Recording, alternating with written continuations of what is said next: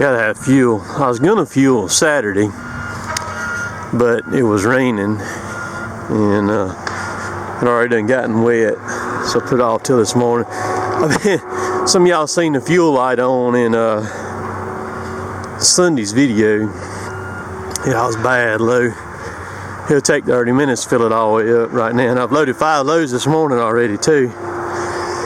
So while I was fueling, I'm gonna go ahead and grease. So last week we hit 100 loads, which we used to do that all the time. That was very, very common for us to do that prior to 2018. So even all the way back to 1997 was the first year that we ever hit 100 loads in a week. We did that again several times toward the end of 97, and then from there all the way to 2017, it was very common for us to do it, especially once we got the processor. We used to run 2 410 loaders. One was an E and the other one was an EX. Both had pull-through delimbers. Both had slasher saws, bucking saws, cut-up saws, whatever you want to call the saw on the ground saw.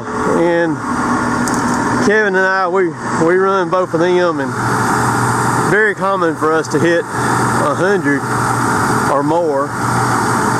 And then, boy, before 2018, when things got so bad, we didn't hit it none in 2018. I think the most we hauled in 2018 was in the 80s, 80 something loads, something like that. But so that last week was very common. The most we've ever hauled in a 5-day week was 133 loads in 1 week. And we were in some bad ground and done it. I mean, I couldn't believe we did it, but 133 in 1 week, 5 days. The most I've ever loaded in a day, a single day, in 2013, it was September or October 2013, I loaded 41 loads in 1 day by myself with this loader right here, off the one processor and all that. Now here's what's so cool about last week hitting 100 loads. Y'all think about this for just a second, okay? The Friday before that week, we put the duals on the 635. Y'all saw the video that Saturday with the duals on the 635. In 1 week, that video's got over 50,000 views in 1 week. All right. That is the only machine we ran with that week, last week, was a 635.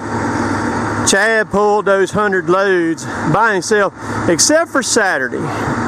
We did it. Philip was on the 630 there Saturday and we run till about 11 o'clock there, and so that was it. As wet as it was, Chad was still able to get us those 100 loads with just him running right there, except for on Saturday. And it took 6 days, 5.5 days to do it, which for a week like last week, that's very impressive, as wet as it was. And then we had rain. It rained all day Saturday here, and we worked in the rain till we hit 100, and then we quit. And that was straight up between 11 and 12. I can't remember exactly what time it was, but so that says a lot about what the 635 is capable of doing, even with it being wet.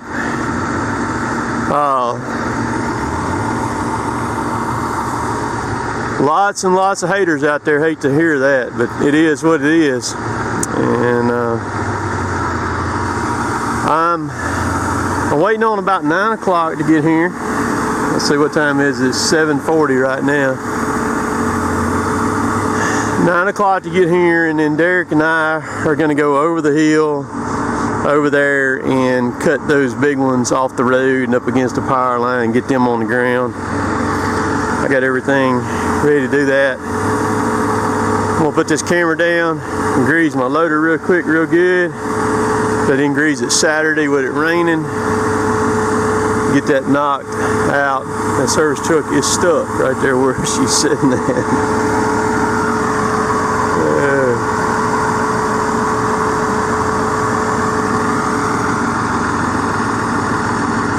So let's get this thing greased. I'm dreading doing it, but I'm gonna go ahead and get her knocked out. Show y'all some deer heads here.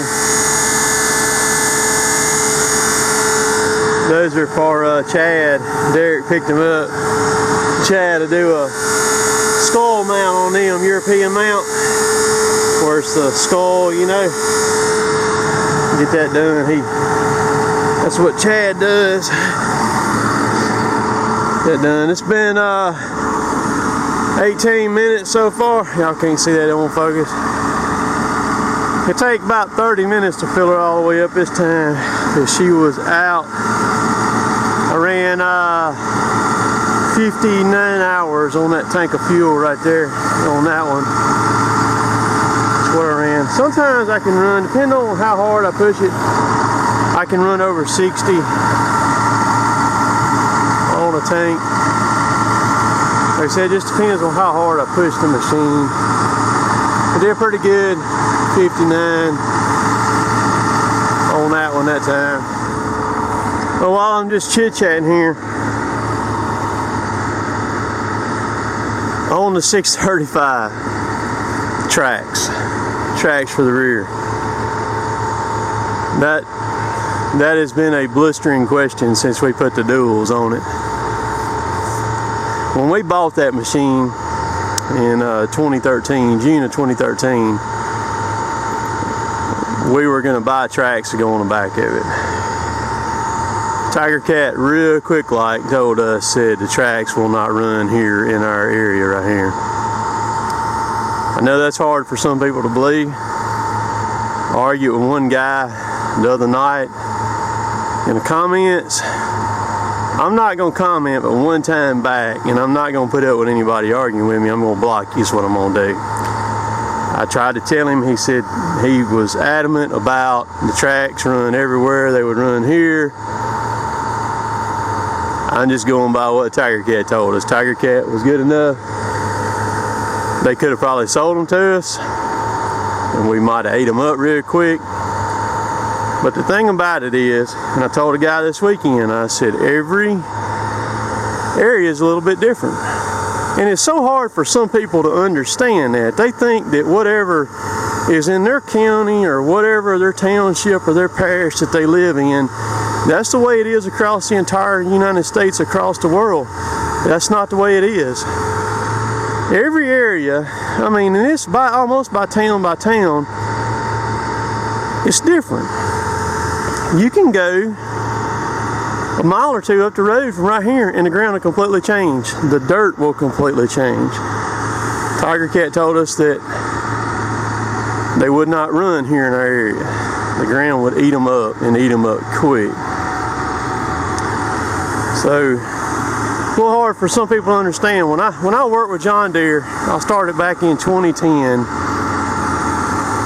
and worked with John Deere from 2010 to 2015, August of 2015, on the new G Series machines that are currently out now.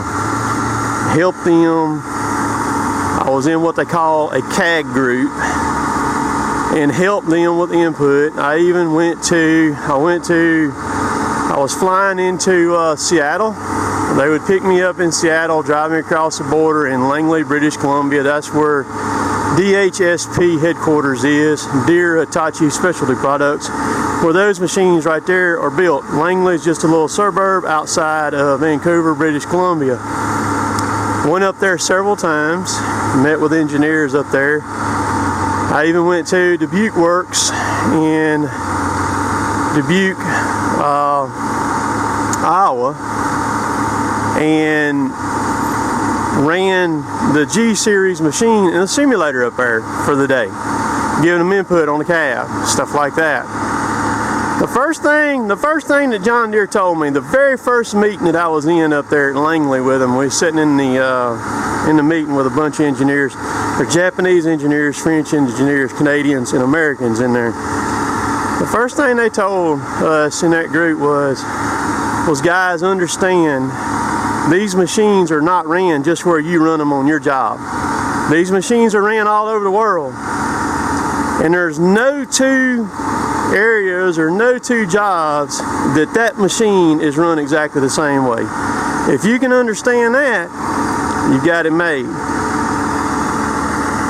And that hit me pretty hard right there, because it made me realize then, they're right. They're right. So there's no one thing. You have to figure out what works for you. And what works for me may not work for you. What works for you may not work for me. There is no book on logging and how it's supposed to be done. Period.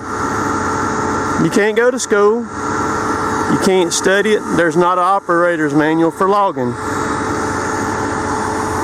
A lot of people are closed-minded and think that it is. My main mission with what I do is to educate people that are non-loggers why we do what we do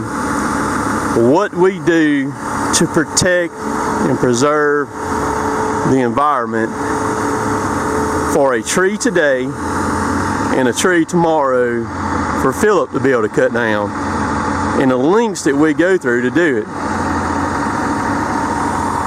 We clear cut. Timber in the southeast grows like a farm crop. These trees aren't but about 23, 24 years old. We're clear cutting them. Every job we cut gets replanted. As soon as we're done, they'll come in here this spring, summer. They'll rip this ground with a subsoiler. It's our entire place. And they'll come back in here this next fall, winter, early spring. That's when they plant the trees. They will hand plant this entire area, and everything else we've cut in 2018, 2019 winter,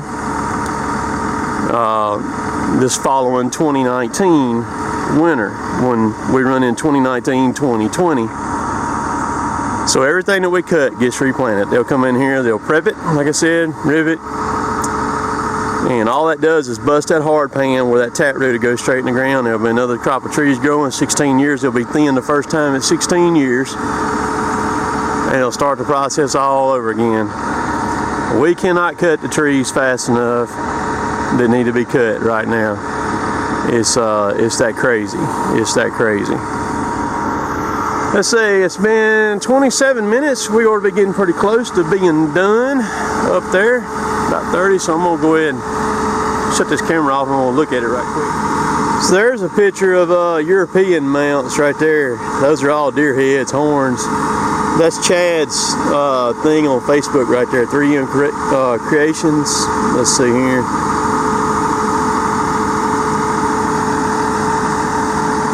That's Chad's thing. If you want to check him out on Facebook right there, you can do that.